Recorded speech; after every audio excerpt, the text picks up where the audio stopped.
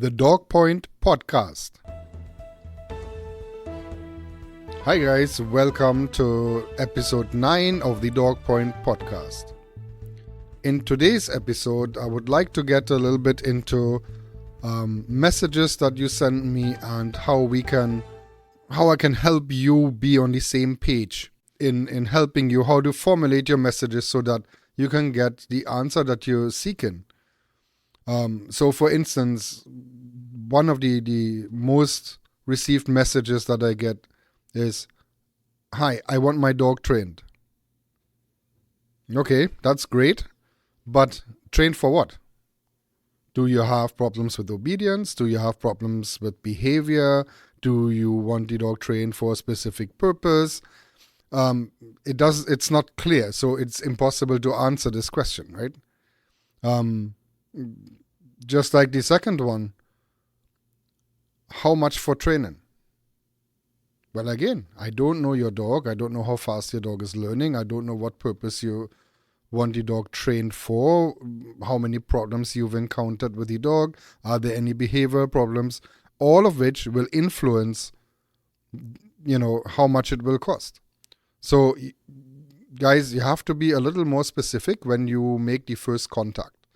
Okay, just, I have an ex-dog, this gender, this age, would like him obedience trained in basic obedience. Those are things where I can give you an answer right away. I can tell you, okay, this is the price per session, and this is the options you have, and this is the price. So then I can, formulate a plan for your dog. Okay. Another question that we get hit with a lot is, how many sessions does it take? Well, the training is based on the fact that you practice in between training sessions. And I have zero influence over how much you practice with your dog every day. Okay, so how am I estimating for you how many sessions it will take? A lot of these sessions build on each other, so it requires you to do a certain amount of work. And if you're not doing it, it will take longer, because then I can't really move on with the dog in the way I would like to in order to get the results for you. Okay, so you play a pivotal role in this. I can't answer this question in a vacuum. It's near impossible to estimate how long it will take. Which is the next question. How long will training take? Well, again, it depends on how much you work with your dog. The more you work with your dog, the less you need me. That is the simple reality of this, right? The training sessions with me, especially the virtuals, are designed to teach you to work with your dog. If you then don't work with your dog, it will take longer, because I'm only there once a week. A lot of that control is in your hands, and you have to do your part. And then we have to figure out what purpose, right? Which is a huge subject that goes into so many different variants and so many different details that, we then, after the first contact, we then have to discuss, okay, what do you have the dog for? Or what do you want the dog trained for? Okay? Because you have your average pet dog who needs some basic obedience, maybe a little behavior modification here and there, maybe some reactivity, due to lack of socialization. So we have to do some of that. And then you're pretty much good to go. However, if you want something more detailed, like, let's say, a service dog, now we're talking a lot of different things. Because depending on what type of service the dog is providing, if the dog is providing a medical service, for instance, like dogs that will warn you before you get a seizure and that type of thing. So now we have to get the dog through extreme socialization, because the dog has to become completely environmentally neutral so that the dog is not distracted from its task. Okay? So that is socialization in any conceivable type of environment, which means there is a lot of travel involved. You have to move around to different areas with the dog to socialize the dog. It's a huge effort. By the end of training a service dog, oftentimes they have close to 2,000 contact hours, which then also makes it very expensive. You have to desensitize the dog to all sorts of noises that are not everyday noises, like, for instance, beeping medical equipment or a squeaky wheel on a tripod, on a tripod for dribs. Some of those dogs also require somewhat of a natural gift, so to speak, of being ready to do this task. Oftentimes, dogs that alert to seizures are dogs that naturally do this, that suddenly stare at you or that put their paw on you because they sense that something is wrong. They're not sure what it is, but every time you're about to have a seizure, your body undergoes changes and the dogs pick up on it and they try to do something to get your attention. Training just shapes it and makes it more reliable. But those dogs naturally have what it takes to alert you. Then you have companion dogs. Similar to the pet dogs, some basic obedience, socializing in different environments, and exercises that really deepen the bond. Because a lot of times when people ask for a companion dog, it's because they're drawing some emotional support out of the dog. And I don't want to use the term emotional support dog because it's been so overused and oftentimes in a fake way that I don't really want to, use that term too much. But that is what boils down to. People would suffer from anxiety, for instance, that want their dog with them at all times because it keeps them calm, it keeps them grounded, that type of thing. So they will have to undergo some more socialization than the average pet because you want to be able to take this dog into more environments, especially, in some countries where you can take your dog to many places, from pet stores to home improvement stores and so forth. So people take their dogs everywhere. And that also means that you have to socialize the dog in those environments as part of the training so that they don't become reactive in a store all of a sudden because something spooks them, right? So you have to test the dogs for this. You have to train the dogs for this. So all this influences length of training time as well as cost. And then you go into the more specialized areas, like somebody saying, I want my dog to be a personal protection dog. Okay, great. So first we examine, does your dog have the genetic makeup that it takes to do this type of job? Because not every dog, because it's a certain breed, it can do the job. That is a false belief. And then we have to lay out a plan because personal protection is not just the dog trying to keep people away from you. You have to also be able to go into an environment where the dog is completely neutral because nothing is going on. There is no threat there. So the dog can't be grounding off on everybody he encounters. Okay, so you have to teach the dog that. You have to teach the dog how to deal with multiple attackers.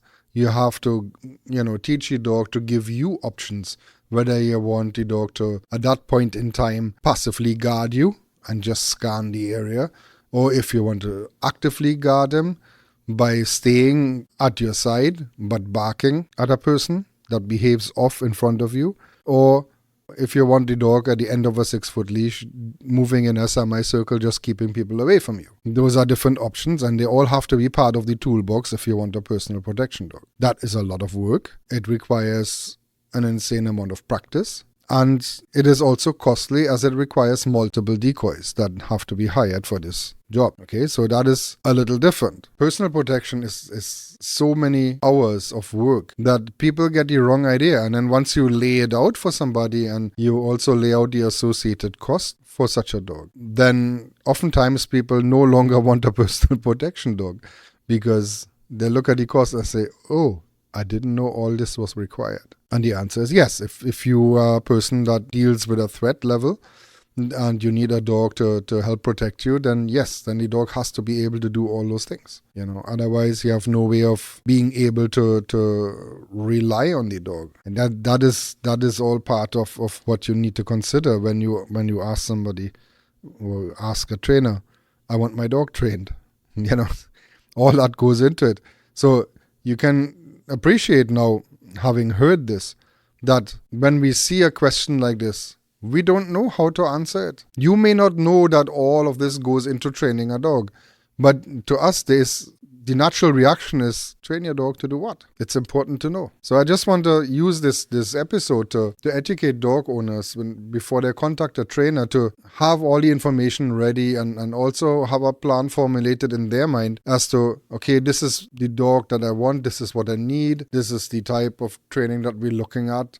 So I know it's expensive, but to as a reference, if you're looking at a personal protection dog, and that includes the dog, the cost of the dog, in the US, you're looking somewhere at $45,000 to $70,000 US. It is not a cheap endeavor, and a lot of it is the training portion. Getting a dog with good genetics is expensive, yes, but that's only part of it. Then the real work starts, because the dog has to start training from puppy to imprint the dog in a way that's conducive to the job it will do later. So it's not just a matter of picking a dog from a shelter and get going. There's way more that goes into it if you want it done correctly. And then, of course, we have people who are canine handlers and work, let's say, in the police force, who want a dog trained. So now they are different from the personal protection dogs in many aspects. Because in most departments, the dog is a dual-purpose dog, which means it does some form of detection, whether that is narcotics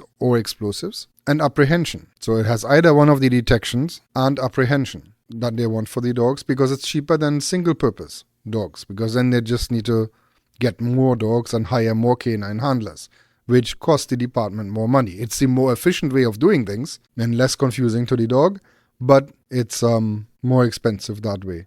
And in a police dog, so you have to teach the dog the detection part of it. That in itself is hours upon hours. And then the apprehension, similar to the personal protection dog, the dog has to go through a whole series of training sessions that lead up to a calm, firm grip in the bite and so forth.